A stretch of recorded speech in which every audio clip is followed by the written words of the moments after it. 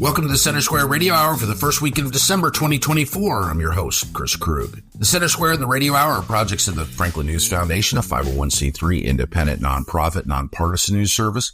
Established in 2019, the Center Square Newswire publishes original taxpayer-centered straight news that focuses on the size, scope, and effectiveness of local, state, and federal government. On the Center Square Radio Hour, our journalists explore their top stories, adding insight to the headlines. We'll also present thoughts on the economy from Dr. Orphe Divounguy, PhD economist, and bring you the latest in K-12 education news from our Franklin News Foundation's Chalkboard News team. Today, we'll discuss President Biden's pardon of his son, Hunter. We'll hear about the Supreme Court case addressing the use of puberty blockers to treat minors. And we'll look at Canada's pledge to address border security. We'll be right back with all that and more in the Center Square Radio Hour. Are you tired of news that puts politics over people? At the nonprofit Franklin News Foundation, we believe in putting people over politics by delivering nonpartisan news and audio content that serves you, the American taxpayer. With Franklin News Foundation, you can read fact-based, state-focused news for free at thecentersquare.com. You can listen to civil, balanced conversations between policy experts through our podcast network at americastalking.com. Or you can get in-depth news on K-12 education spending, curriculum, and school safety at chalkboardnews.com. It's all free through Franklin, where we put you, the American taxpayer, first in every story, episode, and conversation. And it's only possible through our supporters. Together, we can produce content that puts people over politics and brings Americans the news they deserve. Become a supporter today at franklinnews.org/donate. Once again, that's franklinnews.org/donate. He ran for state office and was beaten. Started a business and failed. Ran for Congress and lost. But thankfully, Abraham Lincoln didn't give up. Persistence. Pass it on. From the Foundation for a Better Life at values.com. Knowledge is power, and you deserve to know what happens in your state government. That's why the Center Square's reporting zeroes in on state authorities publishing stories that show where your money goes and who spends it. The Center Square gives power to the taxpayer by tracking politicians' use of the people's money and demanding transparency from state-run agencies. This is how the Center Square equips you, the American taxpayer, to hold your state government accountable. Sign up now for your state's Center Square newsletter at thecentersquare.com. Welcome back to the Center Square Radio Hour. I'm Chris Krug. With the latest on Hunter Biden's pardon, it's our Dan McCaleb. President Joe Biden's decision to pardon his son, Hunter Biden, is being criticized across the country by Democrats and Republicans alike. Hunter pleaded guilty over the summer to federal charges of failing to pay $1.4 million in taxes from 2016 to 2020, and a jury in Delaware convicted the president's son of illegally buying and owning a gun while using crack cocaine. Joining me to discuss this is Casey Harper, Washington, D.C. Bureau Chief for the Center Square. Casey, what's the fallout been from President Biden's decision, especially after he and his press secretary repeatedly said he wouldn't pardon Hunter Biden? Well, Dan, the Democrats lost the moral high ground with this decision. This is, in some sense, I don't know if anyone can fault a father for pardoning his son. I'm not sure I wouldn't do the same thing in his position. But the problem is that President Biden has spent this entire campaign cycle lecturing the American people that no one is above the law. No one is above the law. He said it ad nauseum. No one is above the law, of course, referring to his opponent, President-elect now, Donald Trump, who's faced all these, I'll say he has faced some, real charges, but it wasn't crack cocaine and buying guns and not paying his taxes. It was questions around some kind of niche classified documents things that a lot of people do. Biden did the same thing and wasn't prosecuted, etc. There was more to it, but it wasn't crack cocaine and gun purchases and all that. So what Democrats lost is the high ground. And I think he's put a lot of Democrats in a bad position. He made a lot of pundits look pretty stupid who were also lecturing the American people that, that Biden would never do something like this, because part of the argument against Trump is that Biden is a return to normalcy. He's not going to be, corrupt or have the favoring of his friends and allies the way that Trump allegedly would. And that kind of went out the window. It also gives Trump a blank check, Dan, to pardon a lot of people who are being, there's a lot of Trump allies who have been prosecuted, actually. And the January 6th crew There's, from people who actually went in the Capitol to people who were involved in,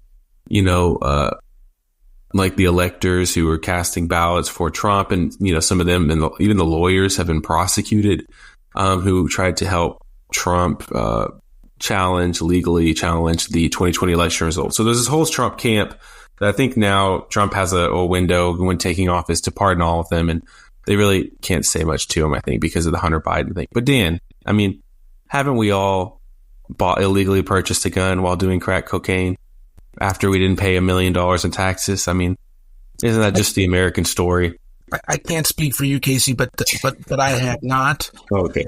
Hunter was facing sentencing on December 12th in the federal gun case in Delaware, and December 16th in the tax evasion case. So he was just really days away from possibly facing jail time. Who knows what he would have been sentenced to? Maybe it wasn't going to be jail time. But what's just as interesting about this pardon is that it's a blanket pardon for 10 years? Yes. Including dating back to President Biden's term in office as vice president under President Obama, and House Republicans had an ongoing investigation in Hunter Biden's overseas business dealings that they allege financially benefited the Biden family overall, including President Joe Biden. That makes it even more curious, doesn't it? Of course. I mean, the Oversight Committee led by James Comer, the chairman out of Kentucky, he has had this investigation going on for a while now, and he's found, I believe it's over $25 million pouring in from entities in countries around the world, like Ukraine. So, questionable country, of course. China, very questionable. And apparently Hunter Biden was, traveling around the world selling something to the tune of millions of dollars to these countries. Of course, he infamously ended up on the Burisma board in Ukraine, where his credentials were kind of questioned. How did he end up on this giant energy company's board? Just so happens to be, Joe Biden's son, and now we're sending all this money to Ukraine. It's just kind of all questionable. And Democrats have, up and down denied that there's anything to this. This said this is all just nonsense. But this pardon pretty much covers the entire time that enterprise was going on. So whether they knew secretly that there was something they could be prosecuted, or whether they just feared Trump would try to make something out of it, they covered their bases by extending this pardon back to, I think, 2014. And as you said, of course, Biden repeatedly has said no one is above the law. Talking particularly about former President Trump, President-elect now Trump, and the crimes his Justice Department have accused Trump of, and a couple of states' attorneys in New York and Georgia. Those charges are still pending. President-elect Trump is going to be in office here in just over a month. What do you think this decision by President Biden to pardon his son, what will it mean for President-elect Trump when he's inaugurated, after he's inaugurated? You referenced the January 6th convictions. Do you see this as an open path for Trump to pardon his allies? Definitely, because of the nature of Hunter Biden's pardon. It wasn't just for those specific crimes. It was just anything he may have done since 2014. It's pretty incredible pardon. So it just adds to Trump's momentum, Dan. Trump has so much momentum. He has the popular vote. He has the House. He has the Senate. He has basically embarrassed all those who stood against him, especially the establishment Republican never Trumpers. They're totally irrelevant now. People like Liz Cheney just kind of been discredited at this point. So many of his enemies who stood up against him during the first term or just have been disemboweled politically. And now any maybe attempt to make Trump have some kind of scruples has been also just kind of undercut by what the president did, pardoning his son. And so this just kind of lays the groundwork for Trump to basically get away with doing more of what his agenda is. And some people say get away with, some say finally it's happening. But I think he basically has a blank check going in on day one. Thank you for joining us today, Casey. Listeners can keep up with this story and more at thecentersquare.com. Big thanks to Dan and Casey. You're listening to the Center Square Radio Hour. I'm your host, Chris Krug. With more on the case addressing the use of puberty blockers and hormone treatments for minors, It's Eliana Kernodle. The U.S. Supreme Court on Wednesday began weighing its role in determining whether a Tennessee law banning medication to treat gender dysphoria for minors violates the Equal Protection Clause of the 14th Amendment. Joining me with more on this story is the Center Square's Kim Jarrett. Kim, what is the background here? So in 2023, Tennessee lawmakers passed a bill that would ban these treatments, basically puberty blockers, anything that could change the sex of a minor. The ACLU and the Biden administration sued, and this case is the first one of its kind to get all the way to the U.S. Supreme Court. Other states have passed similar laws, though. This case could affect those other laws. So that's where we are. This is the first test of a law like that and similar laws passed in other states. And what's the question before the court? The main question is the constitutionality of this law. It's interesting because during the court hearing lasted a little bit over 2 hours yesterday, they did talk about a lot of other things. But for example, Justice Samuel Alito, he talked about what is happening in the UK and Sweden, whereas he said they have put the brakes on these gender dysphoria treatments for minors. They're saying you have to be, I think Sweden says you have to be 16 before you can get them. And he was noting a lot of studies that talked about possible harm for these treatments. They also even briefly mentioned the impact of allowing transgender women to participate in girls' sports. So they went all over the place in their arguments. But I think what it came down to is two things. Two justices brought up the constitutionality, Chief Justice John Roberts and Justice Brett Kavanaugh. In fact, he actually asked the question to the U.S. Solicitor General. He says, if the Constitution doesn't take sides, if there's strong, forceful scientific policy arguments on both sides in a situation like this, why isn't it best to leave it to the democratic process? Now, some are saying, well, that just shows that they are going to just leave it up to the states to make their individual decisions. But you never know with the Supreme Court because they always surprise us. So we really don't know. But you also have to remember that the Supreme Court has a 6-3 conservative majority right now. So you mentioned some of the people involved in this case, but who exactly are kind of the different sides in this case? So for the Biden administration, U.S. Solicitor General Elizabeth Prelogar, and I hope I'm saying her name right, she argued it for the Biden administration. There was also someone arguing for the ACLU. And also you have the Solicitor General of Tennessee, Michael Rice. He argued it for the state. He had a little bit of a shorter time, but seemed to get more pointed questions from the three liberal judges on the court. For example, Justice Sonia Sotomayor started talking about harm, because part of what Tennessee's argument is these are minors. You don't want to do them permanent harm. They believe that doing this, if a child changes his or her mind, then they could be permanently infertile. And Justice Sotomayor said that, well, everything has harm. Even an aspirin can harm you. And, basically she kind of brought it back to what we really are talking about is, should we discriminate on the basis of sex? Her quote was, so the question is, my mind is not, do policymakers decide whether one person's life is more valuable than the millions of others who get relief from this treatment? The question is, can you stop one sex from the other? So that was a pretty heated argument. She's caught a little bit of flack from some media for comparing aspirin to gender dysphoria treatment as well. So that's where it ties into this question of the 14th Amendment and equal protections. Right. So basically what they're saying is you're discriminating based on sex.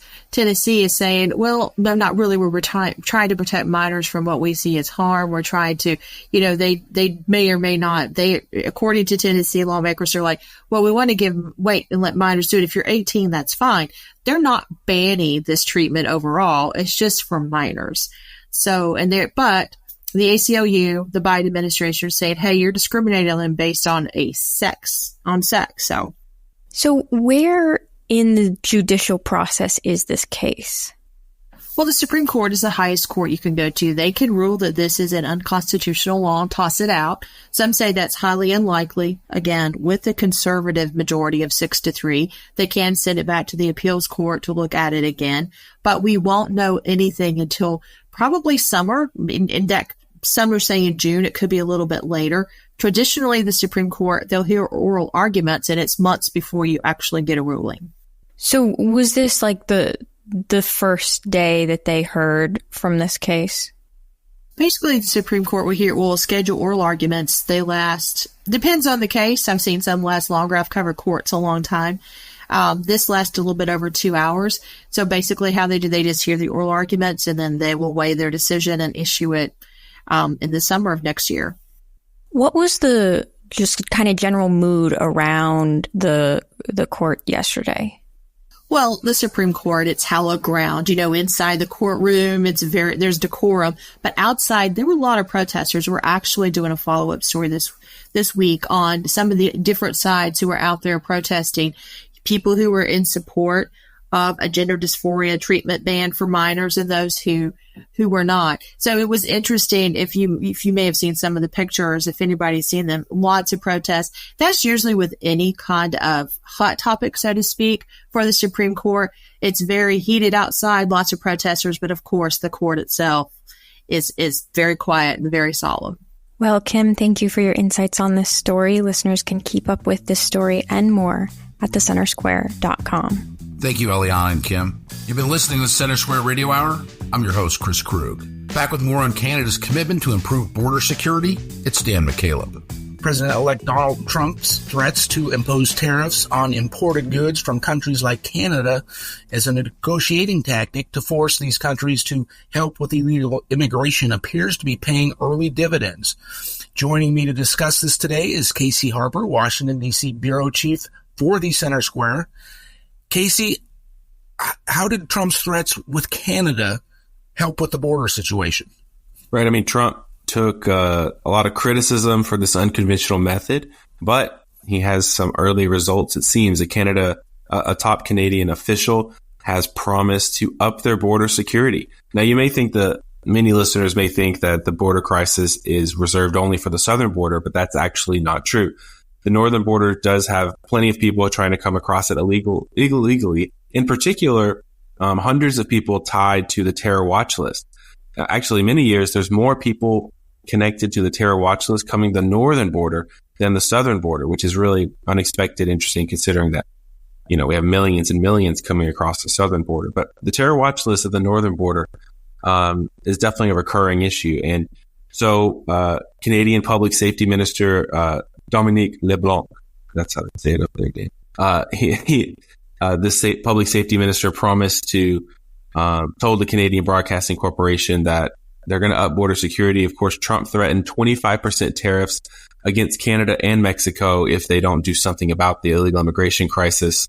And on top of that, Dan, you may have seen that Mexico seized a record amount of fentanyl this week, just days after Trump threatened that 25% tariff on Mexico. They're also going to try to up their border security. These both leaders have bristled at this. They don't like it. They've kind of said things to the media about how they don't like it.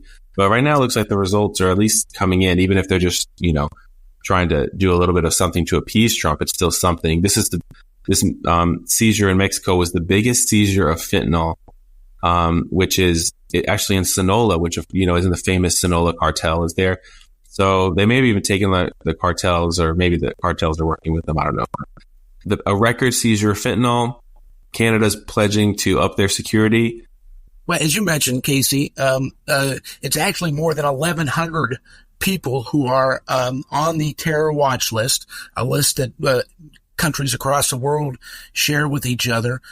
More than 1,100 have illegally crossed into the U.S. from Canada during the Biden administration, by far a record number. And of course, that's only the ones that we know about, right? There are these gotaways, folks that successfully get into the country who we don't know. They're either detected by drone cameras, spotted by Border Patrol agents, but who aren't close enough to them to apprehend them. Yes, the focus the past 4 years has mostly been on the southwestern U.S. border, but as the Center Square has repeatedly reported, there's a similar crisis at the northern border, and there are far fewer agents patrolling the northern border. There is no partially built wall between the U.S. And Canada, much more opportunities for illegal foreign nationals to sneak into the U.S. So this is a big deal. And another thing about it, what you mentioned too up top, that Trump has faced criticism for his threats of tariffs on all foreign goods that come into the country. The American people, a majority of voters, actually support President-elect Trump's strategy of threatening these tariffs on countries like Canada and Mexico to incentivize them to close their borders. A new poll this week from Neapolitan News Service found that 54% of voters actually support Trump's approach here. Yeah, I mean, these tariffs, I think a lot of people aren't familiar with these tariffs and how they're used, but other countries do all kinds of tariffs, Dan, and they do tariffs against us. So I think it's kind of this new weird thing, like what is Trump doing? But other countries do tariffs and they use them against us as well. And as you said, a majority are behind this. 54% of voters support Trump's approach compared to 31% who don't, and 15% are unsure. And I've had that number. I'm surprised that number is not higher from this Neapolitan News Service poll, just because tariffs are really confusing. They're complex. They're not something that have been a part of mainstream political debate or discussion in recent years. As Trump pointed out on the Joe Rogan podcast when he was running for office, tariffs were really big in like the Gilded Age, for instance, in different times in American history. They've been wielded much more effectively and with more commonplace to do so. But again, going back to this poll, 52% think Trump's strategy will work. Right now, it looks like it is working. And go back to this Mexico thing, Dan. It was over 2,000 pounds of fentanyl that was seized. 2,000 pounds. I mean, 1 ounce of fentanyl is enough to kill you. So this is a crazy amount of fentanyl that was seized. But this is the kind of thing we probably wouldn't even have known about if Trump hadn't threatened these tariffs, because this stuff is coming into the country every day. It's getting put into all kinds of other recreational drugs not normally associated with fentanyl. And that's why the opioid overdose epidemic is still at record levels. And as we've reported, repeatedly at thecentersquare.com, fentanyl deaths have skyrocketed in recent years. The precursors of fentanyl are made in China, shipped to the cartels in Mexico, and then illegally smuggled over the border. And that has been a huge, not the millions of people who have been smuggled across the border. The fentanyl and other illicit narcotics has caused a huge problem and thousands and thousands of deaths in the U.S. The fentanyl crisis is something that needs to be dealt with. Yeah, and I wrote about this at thecentersquare.com just a few weeks back that, doctors have taken a lot of flack for overprescribing opioids, and maybe there's something to that. But, the latest research has shown that doctors are prescribing fewer and fewer opioids, but the overdose deaths are increasing. And that's simply because the doctors' prescriptions are not the main source, not even close to the main source of opioids and for Americans anymore. It's coming in, by the tons through the southern border. Of course, plenty of Americans take opioids responsibly and they do get it from their doctor, but people who are looking to abuse it, or sell it or cut it up and put it into other drugs, they're getting it via the southern border one way or another. Thank you for joining us today, Casey. Listeners can keep up with this story and more at thecentersquare.com. Thanks to Dan and Casey for that update. That'll do it for the first half of the Center Square Radio Hour. After the break, we'll look at more top stories from across the nation. How will California pay for its unemployment insurance? Why are school districts across the country suing social media companies? And how does working remotely impact worker productivity? All that and more when we return on the Center Square Radio Hour.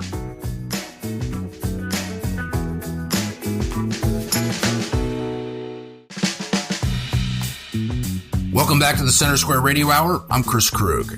Here are this week's quick hits, some of the original reporting you may have missed at thecentersquare.com. The 5-day holiday weekend from Thanksgiving through Cyber Monday saw 197 million shoppers nationwide, making it the second highest turnout ever.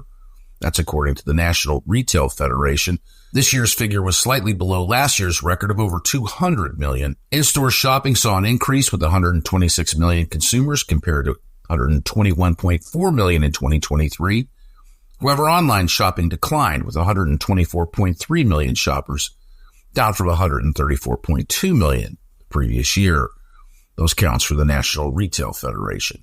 President-elect Donald Trump reaffirmed his opposition to a $14.9 billion overseas buyout of Pittsburgh-based U.S. Steel by Japan's Nippon Steel. Trump vowed Tuesday to block the deal, echoing a promise previously made by the Biden administration. Instead, he proposed stronger tariffs to keep the company from relocating its headquarters and operations further south. Senate President pro tempore Kim Ward, a Republican, saying 4,000 workers in her district could lose their jobs if the company leaves western Pennsylvania, said Trump's words give her hope. New York City's notorious Rikers Island jail is likely to be taken over by the federal government after a judge ruled the city in contempt of court for failing to deal with, quote-unquote, alarming and unacceptable conditions in the complex. The ruling by U.S. District Court Chief Judge Laura Taylor Swain, issued last week, blasted the city's Department of Corrections for failing to make meaningful progress on reforms required under a 2015 consent decree that sought to improve safety for staff and inmates on Rikers Island. She said the court is inclined to let the federal government take over day-to-day operations under a receivership system. The U.S. House of Representatives has formally condemned anti-Semitism through a resolution introduced by Representative Kathy Manning, a Democrat from North Carolina. The resolution, which passed with overwhelming bipartisan support, 388 to 21, calls on nations to adopt the global guidelines for countering anti-Semitism. Born to Jewish parents in Michigan shortly after the Holocaust, Manning urged international bodies to take stronger action against rising anti-Semitism worldwide. A Dane County Circuit Court judge has ruled Wisconsin's Act 10, which limits public employees' collective bargaining rights, unconstitutional under the state's Equal Protection Clause. The 2011 law, signed by then-Governor Scott Walker, restricted most public sector union negotiations to wages and capped wage increases at the rate of inflation, while exempting public safety employees such as police and firefighters. Judge Jacob Frost determined that creating two classes of public employees, general and public safety, violates equal protection guarantees, arguing that all public workers should have equal rights to negotiate on issues such as health care and retirement. Supporters of Act 10 criticized the ruling as judicial overreach, and Republican lawmakers announced plans to appeal the decision. You can find more on these stories and others like them from across the country at thecentersquare.com. We'll be right back with more on the Center Square Radio Hour. Teacher Lauren Johnson returned all the graded essays but one. He believed that one student was capable of more. I don't believe taking the middle of the road is your philosophy. This time, write something you really believe. The student wrote a new one about excellence. Instead of just grading an essay, Mr. Johnson changed a life. I am that student. I became a writer, and I wrote this to thank him. Thank a teacher and pass it on from passiton.com. Welcome back to the Center Square Radio Hour. I'm Chris Krug. With more on California's unemployment benefits, let's now go back to Eliana Kernodle.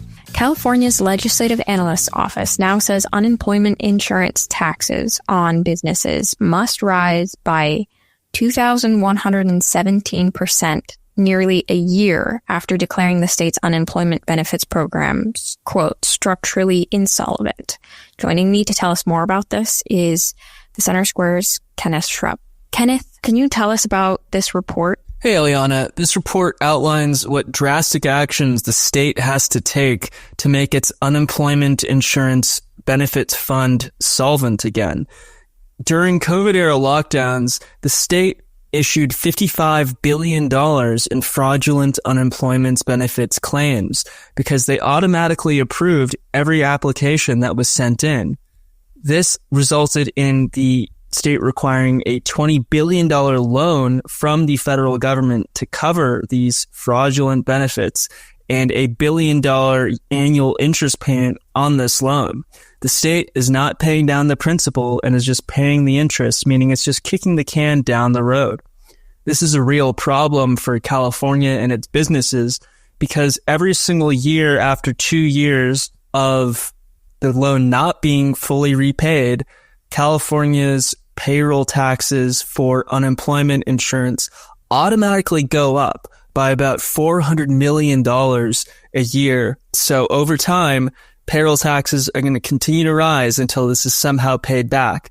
Except these increases won't be enough because the state's unemployment fund already runs a structural deficit of $2 billion a year, as in people are taking out $2 billion a year more in benefits than what people pay in these taxes, which means the state has very little choice now but to raise the taxes to make up for this massive fraud during COVID. So what does this mean, like, on a employee, on a business level? Okay. Normally, a California business would pay $42 per employee per year in this payroll tax for unemployment. That's 0.6% on the first $7,000 of wages paid.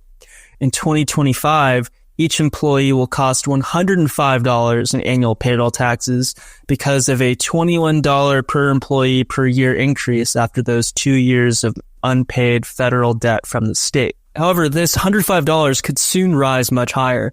The state's Legislative Analyst's Office, a nonpartisan state-funded research branch, says that the state must raise this threshold from $7,000 to $46,800. This would increase the payroll taxes per employee making $46,800 or more per year from $42 to $280.80. However, the LAO says that this alone is actually not enough to address the state's solvency problems. So it suggests raising that base tax rate also from 0.6% to 1.4% on a regular basis, and an additional 0.5% when the state needs to build more reserves for its unemployment insurance system, which has no money in it.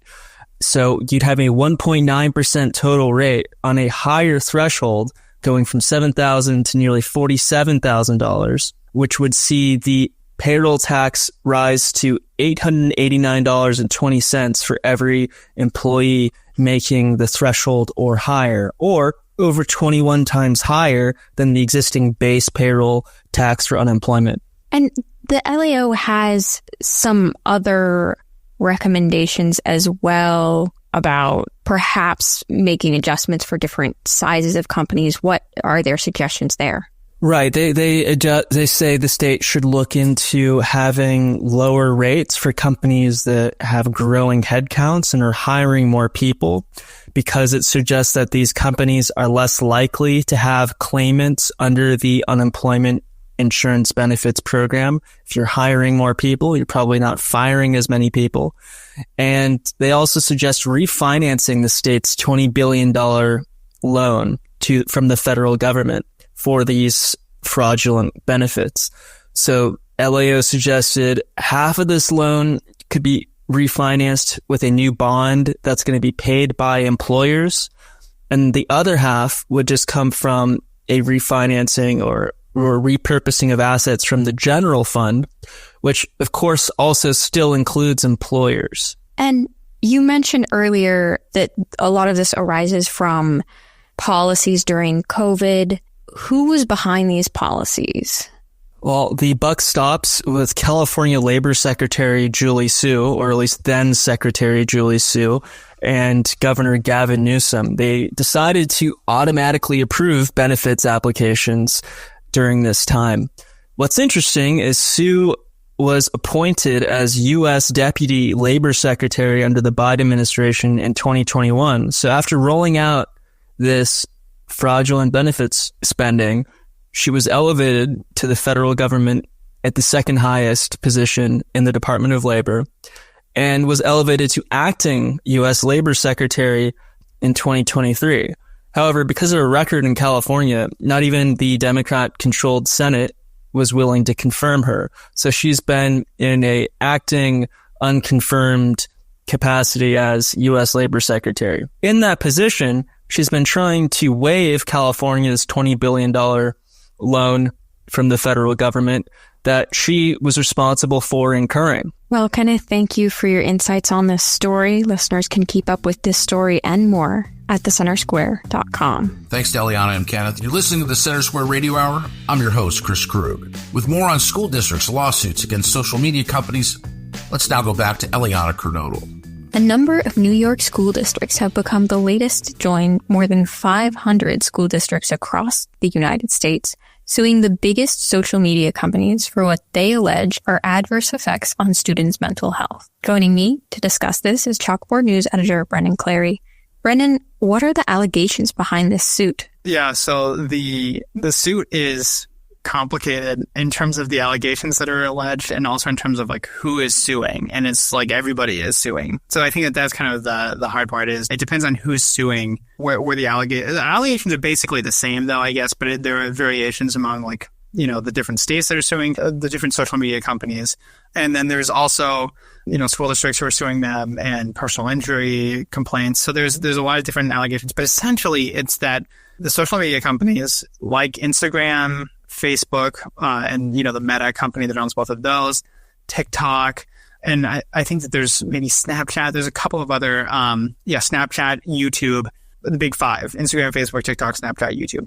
They have basically tried to hotwire or take over adolescents' brain activity to make their apps and to make their products essentially addictive, and to try to overwhelm and to exploit psychology and other means to try to get kids hooked on social media. That is the baseline allegation. I think that's pretty consistent through all of these, that there's a mental health crisis that is going on, that social media has grown exponentially, and that is not accidental. Those are the allegations that are made. And again, I often say this when we're talking about, you know, court cases, is that journalists use the terms allegation or allegedly to describe, you know, what people say in these kinds of cases, because again, like, this isn't a matter of fact or law or statement. This is what people are saying is going on. So whether it's a government entity or a private organization or school district, this is what they're alleging these social media companies are doing. So that's just kind of why we use that. But essentially, you know, the core of it is that these social media companies, Instagram, Facebook, TikTok, Snapchat, and YouTube, have exploited adolescents. And so these are not all one suit, but they're sort of under an umbrella. Can you lay that out for us? Yeah. So this is what's called multi-district litigation suit. And so each district has a lawsuit that it files, but it's kind of globbed onto what's like a overview complaint. So basically there is a master complaint for local governments and school districts, and they're all able to take the same basic format and say that, yeah, well, this is what we're affirming. As you know, we are a school district here. We've been affected the same way. We're filing a lawsuit in this court because of the multi-district litigation suit. So it's not a class action lawsuit. You have to file. You can't just like jump on it like you can with some, you know, class action lawsuits. But you have to say, like, this is the specific lawsuit that we're talking about. This is the specific complaint that we're referencing. So in this case, these New York school districts are a number of them, and they have the same lawyer, and so they're filed, you know, in pretty quick succession. But they're the latest to join, and all they have to do is include that master complaint and then file the lawsuit. And so they don't really have to have like the 78-page or the 250-page document. I think the one for local governments and school districts is over 320 pages long. So you don't have to do sort of that kind of work to just lay out your case. You just say, like, this is the school district, this is where we're filing from, we're jumping on here, here you go. And so then the judge has to determine, you know, whether or not they're going to look at that one as well. But that's the point of the multi-district litigation. So it's a very confusing thing. I mean, there's hundreds of these kinds of actions on the docket, which is, you know, what lists the different kinds of legal developments in the case there. So it's very confusing. There's a lot of different moving pieces, and you know, there's a lot of different back and forth. So that's, like, in a nutshell, some of that. And again, I'm trying to wrap my head around it as well. So what decisions has the court made on this so far? Basically, they've been allowed. The court has allowed, and this is Judge Yvonne Gonzalez-Rogers. She's allowed this to continue going, and that's a big deal, you know, because these social media companies are going to keep asking the court to shut it down and say, like, you can't allow this to keep going forward. So I think that in doing so and keeping that open, it's basically saying, you know, there's something that we need to investigate here about these claims about these school districts, and that the multi-district litigation, opening it up to, you know, different school districts and local governments around the country, allowing them to jump on there as well.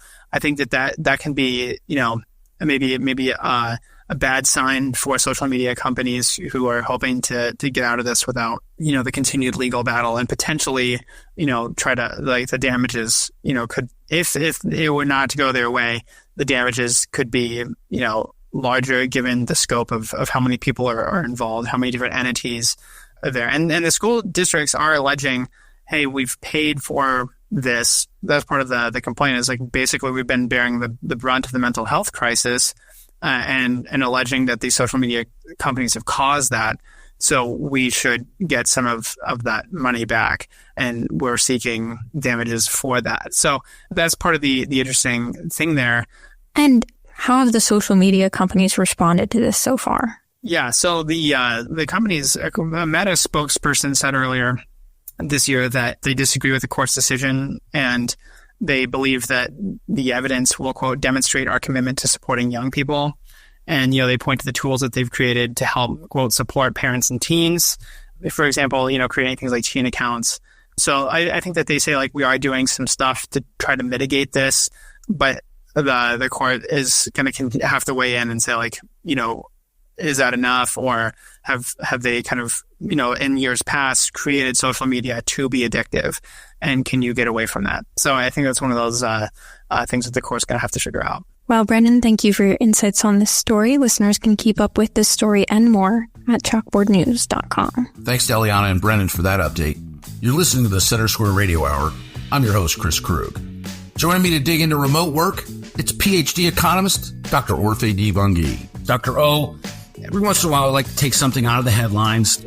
There was a conversation between CNBC and Barbara Corcoran, who I think most people know from her role on Shark Tank, but has been a successful real estate entrepreneur for decades. A conversation that they had that published into a story on November 25th.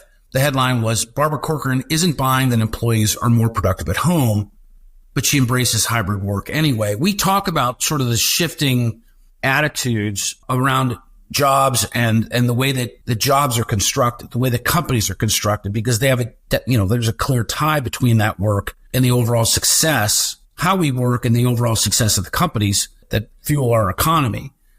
You and I have had not necessarily an ongoing disagreement about this subject matter, but you have an opinion about work and where work occurs and productivity.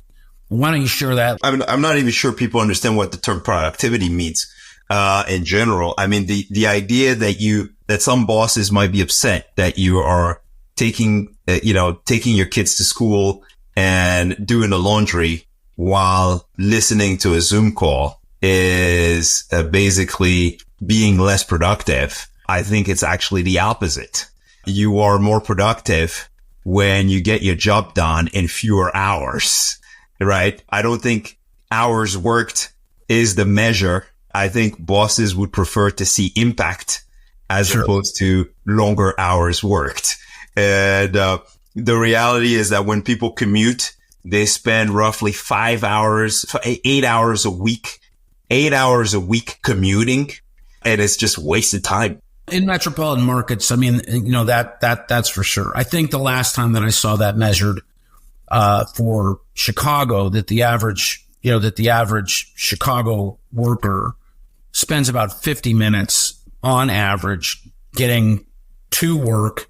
Yeah. And then you would double that, on a daily basis. So they're spending about 100 minutes, or roughly an hour and a half, an hour and 40 minutes getting to and from work. Here's what the research says. Like, first of all, it really depends on how work from home is managed, right? That's where I was going with this, right? I mean, I think for managers, managing, in a remote or what amounts to be a hybrid environment where people are in the office, either 2 or 3 days a week, and then working from home either 3 days or 2 days a week, that the continuity of the virtual office can be challenging to manage. I mean, at Franklin News Foundation, we're entirely a remote organization. And, I know from the standpoint of communication that can be challenging, because conversations that could be occurring with a drop in to somebody's office or to their workstation, a lot of times they have to be scheduled or they become an email. And, we're now inundated with what amounts to be, I would call it passive communication. I mean, I send an email to somebody, at 10 o'clock. I'm grateful to hear back from them by 10:15. And oftentimes, I send that email at 10 o'clock. I might not hear back until 2 in the afternoon. And that lack of continuity might prevent us from getting something accomplished. Exactly. That's why there are great productivity tools out there like Slack, for example. And again, they don't sponsor the show, and I'm not plugging them for any other reason than the fact that I use Slack at work, right? Where people can actually get things done. In fact, I find that being on Slack means I'm almost always working. Yeah, that's true. I mean, there are technology tools that help to bridge it. I mean, I think what's lost though is the humanity in that conversation. Sure. And for sure, that's why I think hybrid is so good. I personally go into the office 2 to 3 times per week. I talk to people face to face. I interact. Right. We have great exchanges of ideas. I think you can't replace that in the same room brainstorming, right? Especially in a tech environment. It's important. And so I like the hybrid situation. It works for me. You got to find what works for you. But ultimately, I think the benefits outweigh the cost. And, if it's done well and managed properly, you can get amazing results from your employees by allowing them to work instead of commuting. Right? Yeah, it's hard to disagree with that. If you can get that time back in terms of productivity over the course of a day, and that there is a real value in doing that. I mean, it's the job world is changing, and there are happier workers are more impactful, produce better results. The last thing you want, we lived in a world where we had to get into the office every day, Monday to Friday. And sometimes it came at the cost of not seeing our families, not spending time with our loved ones. Families were destroyed because of work at the extreme. I think it really does depend on the environment that you're in. Obviously, if you're in a manufacturing or if you're in a distributing business or something like that, I mean, you actually need people to physically be there. And that's right. There are different kinds of labor. I think for the professionals, that hybrid work and remote work are possible. I just see that. Remind me again, Barbara. What industry is she in again? She's in real estate. Yeah. The best companies in real estate have almost their entire workforce working, in the field. Yes. Working remotely. Yes. And they should be. So, I mean, where that comes from, that point of view, I think is absolutely tailored to her experience. And I think it would make sense. And of course, CNBC picks her because she's been incredibly successful in the business that she's totally. But, the application to all businesses, wouldn't be the same. Of course. Thank you for joining us, Dr. O. That'll do it for another week of the Center Square Radio Hour. The Center Square Radio Hour is a production of America's Talking Network, produced by Eliana Kernodle. If you missed some of today's show, you can find it at americastalking.com. I'm Chris Krug, and on behalf of everyone at Franklin News Foundation, thank you for listening to the Center Square Radio Hour.